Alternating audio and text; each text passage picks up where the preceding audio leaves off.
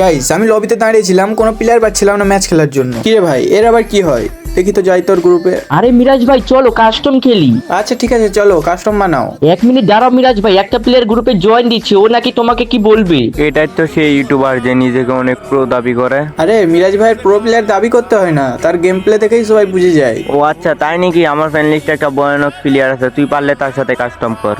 যদি তুই তাকে হারাতে পারস তাহলে আমি ভাববো তুই একটা প্রো প্লেয়ার। একটা কথা বলি শোন, তোর ওই প্লেয়ারকে আগে 1-2 মাস প্র্যাকটিস করতে বল, তারপরে মিরাজ ভাইয়ের সামনে আসতে বলিস। এখন বেশি কথা না বলে গ্রুপ থেকে যা, আর সাথে তুইও প্র্যাকটিস কর। কিরে ভয় খাওয়া গেলে নাকি? সাবাস থাকলে কর ওর সাথে একটা কাস্টম ভার্সেস।